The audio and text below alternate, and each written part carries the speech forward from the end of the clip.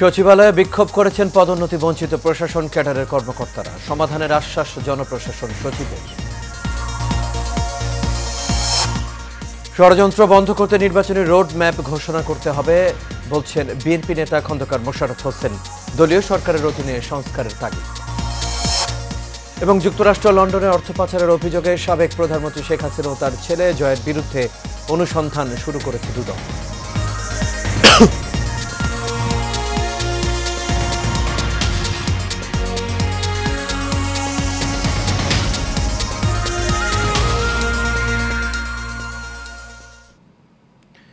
সবাইকে স্বাগত এশিয়া নিউজে। দর্শক, পুরো সংবাদ জুড়ে আপনাদের সঙ্গে আছি আমি আনোয়ার রাজ। শুনছিলেন বিআরবি কেবল ইন্ডাস্ট্রিজ লিমিটেড সংবাদ শিরোনামে। এবার চলে যাচ্ছে পুরো খবরে।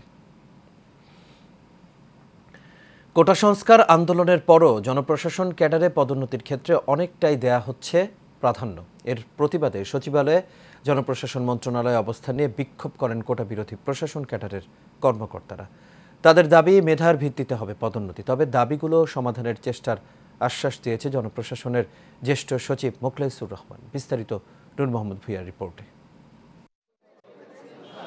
উপসচিব পদে পদোন্নতি প্রশাসন ক্যাডারের কোটা কমাতে জনপ্রশাসন সংস্কার কমিশনের সিদ্ধান্তের প্রতিবাদে এবার জনপ্রশাসন মন্ত্রণালয়ের সামনে অবস্থান নিয়েছে প্রশাসন ক্যাডারের কর্মকর্তারা। দুপুরে দল বেঁধে সচিবালয় জনপ্রশাসন মন্ত্রণালয়ে অবস্থান নেন তারা। পরে জনপ্রশাসন মন্ত্রণালয়ের সিনিয়র সচিব মোখলেসুর রহমান বৈঠকে বসেন অ্যাডমিনিস্ট্রেটিভ সার্ভিস অ্যাসোসিয়েশনের প্রতিনিধিদের সাথে। বৈঠক শেষে তিনি বলেন, কিছু মৌলিক বিষয় নিয়ে তারা দাবি জানিয়েছেন, দূরত্ব কমিয়ে এনে সমাধানের দিকে যেতে হবে। আমরা যাতে সবাইকে মিলে সকলের পক্ষে সবাই যাতে বেনিফিটেড হয়, সবাইকে 100% করা যাবে না, কিন্তু দূরত্ব কমিয়ে এনে যেই কথাগুলো বলা হচ্ছে, অথবা এগুলো তো এখনো শেপই নেয় নাই, শেপ নেবে, সেই শেপ নেওয়ার আগে আমরা ওনাদের সাথে ক্লোজ ডোর বসে আমরা আলোচনা করব। That is final. জনপ্রশাসন সংস্কার একটি চলমান প্রক্রিয়া জানিয়ে তিনি বলেন, সরকারকে সবার সহযোগিতা করতে হবে। জনপ্রশাসন সংস্কার কমিশন একটা চলমান প্রক্রিয়া, ইট ইজ স্টিল অনগোয়িং। তো এটা যেহেতু একটা পর্যায়ে এসেছে, ড্রাফটিং স্টেজে এসেছে, এই পর্যায়ে অনেক ক্ষেত্র, অনেক আমাদের যারা স্টেক হোল্ডার তাদের মতামত আছে, তারা দিচ্ছেন, অনলাইনে দিচ্ছেন, লিখিত দিচ্ছেন। এছাড়া সংস্কারের বিষয়ে 31 ডিসেম্বর পর্যন্ত যে কেউ সুপারিশ করতে পারবে বলেও জানান মোখলেসুর রহমান।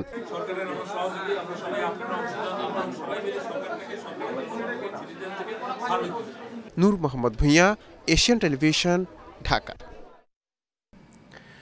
দ্রুত সময়ের মধ্যে সংস্কার করে নির্বাচনী রোডম্যাপ ঘোষণা না করলে দেশের বিরুদ্ধে ষড়যন্ত্র বন্ধ করা যাবে না বলে মন্তব্য করেছেন বিএনপির স্থায়ী কমিটির সদস্য ডক্টর খন্দকার মোশাররফ হোসেন। এশিয়ান টেলিভিশনকে দেয়া একান্ত সাক্ষাৎকারে এসব কথা বলেন তিনি। এ সময় তিনি জানান, একমাত্র জনগণকে নির্বাচনমুখী করা গেলেই পরিস্থিতি নিয়ন্ত্রণে আসবে। বিএনপির এই নেতা জানান, রাষ্ট্রের পূর্ণাঙ্গ সংস্কারের জন্য একটি দলীয় সরকার প্রয়োজন। মোশাররফ তালুকদারের ক্যামেরায় কাউসার আহমেদের রিপোর্টে দেখুন বিস্তারিত। প্রয়োজনীয় সংস্কার শেষে একটি নির্বাচিত সরকারের কাছে ক্ষমতা হস্তান্তর করার ব্রত নিয়েই অন্তর্বর্তীকালীন সরকার তাদের যাত্রা শুরু করে। সেই যাত্রায় সংস্কারের পক্ষে মত দিয়েছে রাজনৈতিক দলগুলো। তবে নির্বাচনী রোডম্যাপ ঘোষণা না করায় আপত্তি জানিয়ে আসছে বাংলাদেশ জাতীয়তাবাদী দল বিএনপি। আগামী নির্বাচন নিয়ে বিএনপির পরিকল্পনা জানতে দলটির স্থায়ী কমিটির সদস্য ডক্টর খন্দকার মোশাররফ হোসেন মুখোমুখি হয় এশিয়ান টেলিভিশনের। সংস্কারের কথা বলে নির্বাচন পেছানো বুদ্ধিমানের কাজ হবে না উল্লেখ করে তিনি বলেন, একটি মহল চেষ্টা করছে সংস্কারের নামে নির্বাচন বিলম্ব করতে। আমাদের দলের থেকেও আমরা বলেছি যে প্রধান উপদেষ্টার বক্তব্য এবং তার প্রেস যে সেক্রেটারি তার বক্তব্যের মধ্যে মিল নেই। এতে করে জনগণের মধ্যে একটা সন্দেহ সৃষ্টি হয়েছে।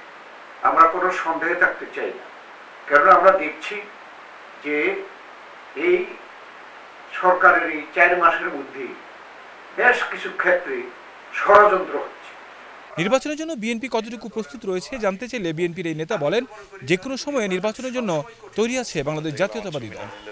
আমাদের সাংগঠনিক কাঠামো, আমাদের যারা কাজ করছেন বিভিন্ন ক্ষেত্রে, এবং অতীতে আমাদের এই দলের পক্ষ থেকে নির্বাচনে অংশগ্রহণ করেছে, তাই আমাদের অতীতের প্রার্থী আছে, নতুন প্রার্থী আছে, এই মিলে আমরা কিন্তু যে কোনো সময় আমাদের যে প্রক্রিয়া আছে এটা আমরা যে কোনো সময় পারবো বলে আমরা মনে করি।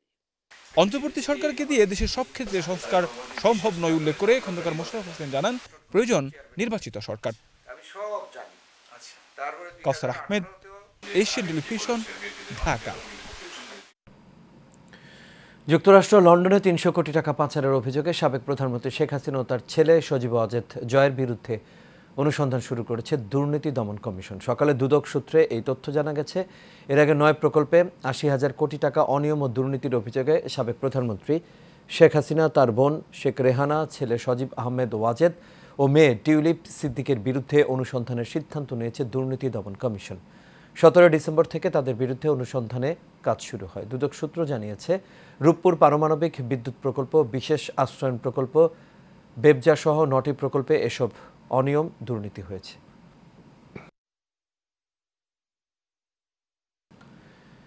দেশের ছাত্র জনতা সম্মিলিতভাবে যে আন্দোলন করেছে তা ঐতিহাসিক এবং অনুপ্রেরণামূলক, এমন মন্তব্য করেছেন তুর্কি এমপি ডগান বেকিন। পাশাপাশি শান্তিতে নোবেল বিজয়ী অর্থনীতিবিদ ডক্টর মোহাম্মদ ইউনূসের নেতৃত্বাধীন অন্তর্বর্তীকালীন সরকারের ভূয়সী প্রশংসা করেন তিনি। এ সময় বিএনপির সাবেক মন্ত্রী কায়কোবাদের দেশে ফেরার খবর শুনে তুরস্কের ইস্তাম্বুলে তার বাসায় সপরিবারে সাক্ষাৎ করতে যান তুরস্কের সংসদ সদস্য ও রিপ্রসপারিটি পার্টির নেতা ডগান বেকিন। এ সময় ডগান বেকিন বিএনপির চেয়ারপারসন ও সাবেক প্রধানমন্ত্রী বেগম খালেদা জিয়ার শারীরিক অবস্থার খোঁজ খবর নেন। একই সঙ্গে যুক্তরাজ্যের নির্বাসনে থাকা বিএনপির ভারপ্রাপ্ত চেয়ারম্যান তারেক রহমানের বিষয়েও খোঁজ খবর নেন।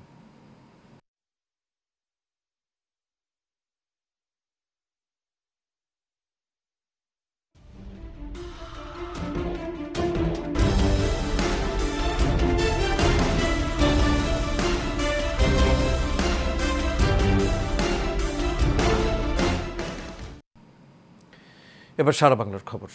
নরসিংদীতে ছাত্রদলের নেতা হুমায়ুন কবিরকে গুলি করে হত্যা করেছে দুর্বৃত্তরা। গতরাতে সদর উপজেলার পাঁচদোনায় এই ঘটনা ঘটে। স্থানীয়রা জানান, হুমায়ুন কবির তার নিজ এলাকায় ব্যাডমিন্টন খেলা শেষে বাড়ি ফিরে যাচ্ছিল। পথে মোটরসাইকেল যোগে এসে দুর্বৃত্তরা গুলি করে পালিয়ে যায়। এ সময় তার বুকে ও মাথায় 2টি গুলি বিদ্ধ হয়। পরে আশপাশের লোকজন তাকে উদ্ধার করে নরসিংদী সদর হাসপাতালে নিয়ে গেলে কর্তব্যরত চিকিৎসক তাকে মৃত ঘোষণা করেন। মাধবদী থানার ভারপ্রাপ্ত কর্মকর্তা মোহাম্মদ নজরুল ইসলাম বলেন, ব্যাডমিন্টন খেলা শেষে অজ্ঞাত দুর্বৃত্তরা তাকে গুলি করে পালিয়ে যায়। ধারণা করা হচ্ছে কোনো পূর্ব শত্রুতার জেরেই তাকে হত্যা করা হয়েছে।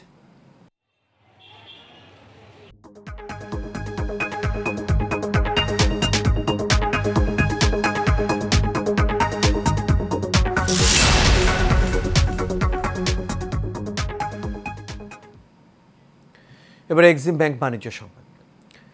বিমা ব্যবসায় অসামান্য অবদান রাখায় south Asian business excellent award 2024 পেয়েছেন দেশের শীর্ষস্থানীয় জীবন বীমা প্রতিষ্ঠান ন্যাশনাল লাইফ ইন্স্যুরেন্স। ভারতের রাজধানী নয়াদিল্লিতে আয়োজিত জমকালো এক অনুষ্ঠানে এই অ্যাওয়ার্ড প্রদান করা হয়।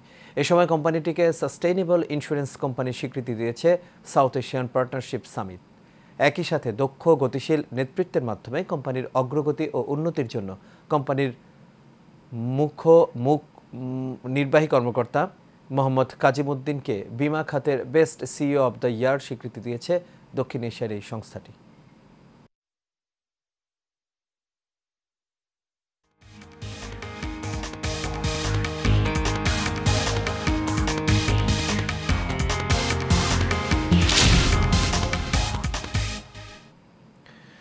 এবার আন্তর্জাতিক প্রসঙ্গ।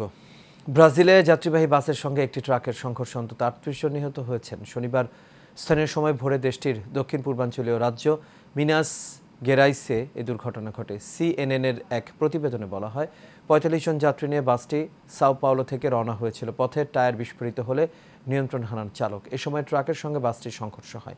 মিনাস গেরাইস ফায়ার সার্ভিসের কর্মকর্তারা জানিয়েছেন, 13 জনকে টিউফিলো ওটনি শহরের কাছে হাসপাতালে নিয়ে যাওয়া হয়েছে। হতাহতদের ঘটনাস্থল থেকে সরিয়ে ফেলা হয়েছে। তদন্ত করে দুর্ঘটনার কারণ নির্ধারণ করা হবে। পুলিশ 38 জনের মৃত্যুর কথা নিশ্চিত করে জানিয়েছে। হাসপাতালে চিকিৎসাধীন রয়েছেন 8 জন। এদিকে এই ঘটনায় শোক প্রকাশ করেছেন ব্রাজিলের প্রেসিডেন্ট লুলা দা সিলভা।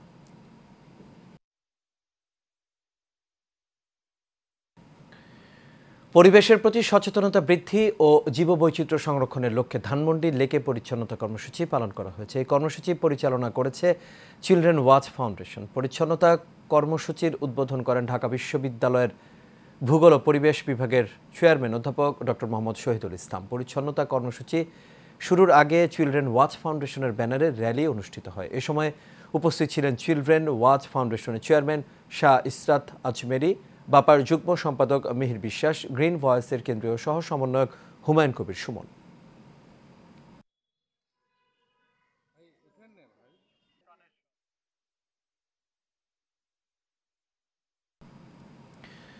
উৎসবমুখর পরিবেশে দেশের বহুল প্রচারিত জাতীয় দৈনিক বাংলাদেশ সমাচারের 9 বছর পূর্তি উৎসব অনুষ্ঠিত হয়েছে। রাজধানীর মতিঝিলে রাজুকের ভিআইপি লাউঞ্জে কেক কেটে এর উদ্বোধন করেন পরিকল্পনা মন্ত্রণালয়ের সচিব মোহাম্মদ মাহবুবুর রহমান। বাংলাদেশ সমাচার পত্রিকার সম্পাদক ও প্রকাশক ডক্টর খান আসাদুজ্জামানের সভাপতিত্বে এ সময় অনুষ্ঠানে অন্যান্যের মধ্যে আরও উপস্থিত ছিলেন লায়ন, হাসান কবির সিদ্দিকী মুন্না, রাজুকের ঊর্ধ্বতন কর্মকর্তা, বীর মুক্তিযোদ্ধা, লেখক, কবি, সাহিত্যিক সহ বিশিষ্টজনরা এ সময় অংশগ্রহণ করেন।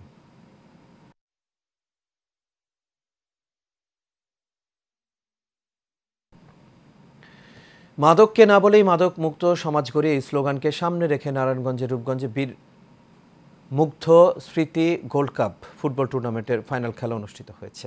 রূপগঞ্জ দক্ষিণপাড়া যুব সমাজের আয়োজনে উপজেলার কায়েতপাড়া ইউনিয়নের জলসিঁড়ি বালুর মাঠে এই ফুটবল টুর্নামেন্টের ফাইনাল খেলা অনুষ্ঠিত হয়। খেলায় 2-3 গোলে ভয়ঙ্কর স্পোর্টিং ক্লাবকে পরাজিত করে চ্যাম্পিয়ন হওয়ার গৌরব অর্জন করেন ডায়মন্ড স্পোর্টিং ক্লাব। সাংবাদিক শহীদুল্লাহ গাজী ও কায়েতপাড়া ইউনিয়ন যুবদলের সাধারণ সম্পাদক মামুন মিয়ার সঞ্চালনায় থানা যুবদলের সদস্য সচিব নূর হোসেন বাবুলের সভাপতিত্বে এতে প্রধান অতিথি হিসেবে আরও উপস্থিত ছিলেন রূপগঞ্জ উপজেলা বিএনপির সিনিয়র সহ সভাপতি নূর নবী ভুইয়া।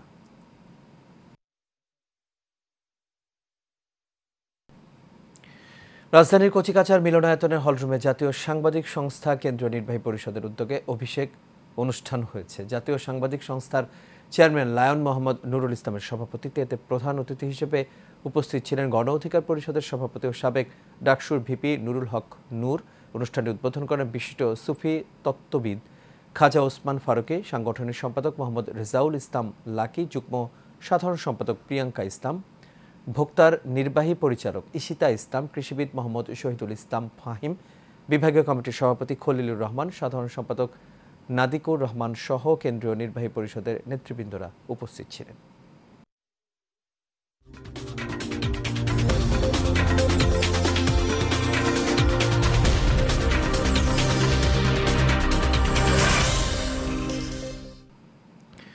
এবার খেলার খবর। অনূর্ধ্ব 19 নারী এশিয়া কাপে বাংলাদেশকে 41 রানে হারিয়েছে ভারত। কুয়ালালামপুরের বায়োমাস স্টেডিয়ামে শিরোপা নির্ধারণী ফাইনালে টস জিতে আগে ফিল্ডিংয়ে নেমেছিল বাংলাদেশের যুব টাইগ্রেসরা। দারুণ বোলিংয়ে 4 উইকেট নিয়ে ফারজানা ইয়াসমিন ভারতের রানের টুটি চেপে ধরেন। তবে গঙ্গাদি তৃষার 50তে 117 রানের লড়াকু পুঁজি পায় ভারত। রান তাড়া করতে নেমে ব্যাটিং ব্যর্থতায় 18.3 ওভারে 76 রানে অল আউট হয়ে যায় বাংলাদেশ। এই জয়ে প্রথমবার আয়োজিত অনূর্ধ্ব 19 এশিয়া কাপে চ্যাম্পিয়ন ভারতীয় মেয়েরা। ম্যাচ সেরা পুরস্কার জেতেন গঙ্গাদি তৃষা।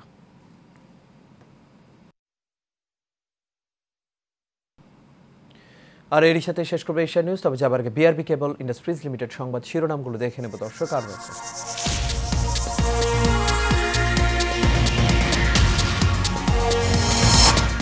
সচিবালয়ে বিক্ষোভ করেছেন পদোন্নতি বঞ্চিত প্রশাসন ক্যাডারের কর্মকর্তারা। সমাধানের আশ্বাস জনপ্রশাসন সচিব।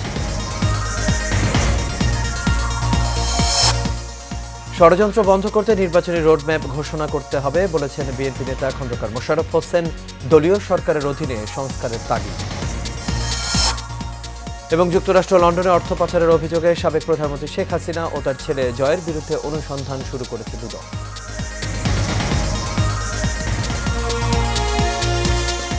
দর্শক, এই ছিল আমাদের এখনকার আয়োজন। আমাদের পরবর্তী সংবাদ দেখার আমন্ত্রণ রইল। এতক্ষণ সাথে থাকার জন্য সবাইকে